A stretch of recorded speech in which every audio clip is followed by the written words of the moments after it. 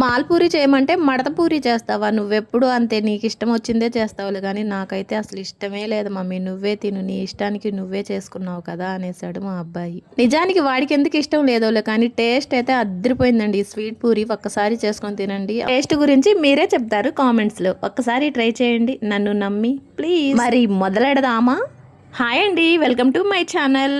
ఒక కప్పు గోధుమ పిండి తీసుకొని దాంట్లో కొంచెం సాల్ట్, ఇష్టం ఉంటే బేకింగ్ సోడా వేసుకోండి, లేదంటే కొంచెం ఆయిల్ వేసి బాగా ముద్దలా అయిందాక కలుపుకోండి. ఫస్టే వాటర్ యాడ్ చేయకుండా పిండి మొత్తం ఆయిల్ పట్టేలా రుద్దుతూ కలపండి. అప్పుడు పిండికి ఆయిల్ పడుతుంది. అలా కలిపిన పిండికి కొంచెం వాటర్ వేసి ముద్దలా చేసుకొని ఇష్టం ఉంటే వెంటనే చేసుకోండి, లేదంటే ఒక హాఫ్ అన్ అవర్ అలా వదిలేయండి. పిండిని బండకేసి బాది రుద్దాల్సిన అవసరం ఏమీ లేదు. మామూలుగా మనం చపాతీకి ఎలా చేసుకుంటామో అలాగే చేసుకోండి. ఒక చిన్న సలహా అండి, చపాతీలు గట్టిగా రావాలంటే ఏం చేయాలండి, నేను ఎలా చేసినా అవి మెత్తగానే వస్తున్నాయండి. కొంచెం ఎవరైనా ఈ వీడియో చూసేవాళ్ళు కొంచెం కామెంట్ చేయండి.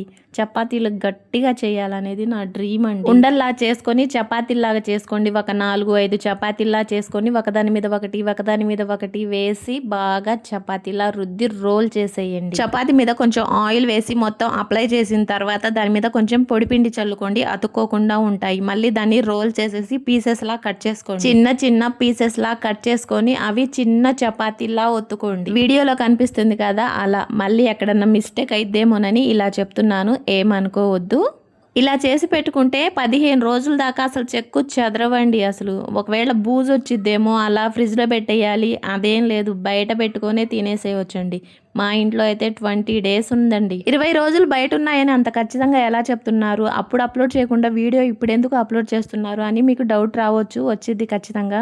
ఆ మ్యాటర్ తర్వాత మాట్లాడుకుందాము. ఒక కళాయిలో ఆయిల్ తీసుకొని అది బాగా హీట్ అవ్వనివ్వద్దు, కొంచెం హీట్ అయితే చాలు. మనం పూరి ఎలా డీప్ ఫ్రై చేసుకుంటామో అలా చేసి పక్కన పెట్టేసుకోండి. మరి లైట్ బ్రౌన్ కలర్ రావాల్సినంత అవసరం ఏం లేదు. వేరే ప్యాన్ తీసుకొని దాంట్లో 1 కప్పు పంచదార వేసుకొని కొంచెం ఫుడ్ కలర్ యాడ్ చేసుకోండి. ఇదైతే ఆప్షనల్, నేనైతే ఏదో లుక్ కోసం వేశాను. దీనికి పెద్ద పాకం ఏం అవసరం లేదండి, కొంచెం లైట్ తీగ పాకం వస్తే చాలు. కొంచెం నిమ్మరసం యాడ్ చేయండి, పాకం గట్టి పడకుండా ఉంటుంది. వేడి పూరీలు తీసుకొచ్చి పాకంలో డిప్ చేసి పక్కన పెట్టేసేయండి, లేదా అలానే వదిలేయండి, పాకం పట్టుకుంటుంది. అంతేనండి, లోపల కొంచెం చప్పచప్పగా తీయగా టేస్ట్ అయితే అద్రిపోయిద్దండి. ఒక్కసారి ఖచ్చితంగా ట్రై చేయండి. నేనైతే గార్నిష్ కోసం కొంచెం కొబ్బరి పొడి చల్లానండి. మిగిలిన పాకం ఉంటుంది కదా దానిపై నుంచి లేయర్ లాగా వేసుకుంటూ రండి. లుక్ బాగుంటుంది, టేస్ట్ బాగుంటుంది. ఖచ్చితంగా పిల్లలకి మాత్రం చేసి పెట్టండి. 20 రోజుల తర్వాత వీడియో ఇప్పుడెందుకు అప్లోడ్ చేస్తున్నారు అన్నారు కదా, మన ఛానల్ పోయిందండి. అనుకోకుండా అలా జరిగిపోయింది. మీరైతే ఈ ఛానల్ కొంచెం సబ్స్క్రైబ్ చేయండి.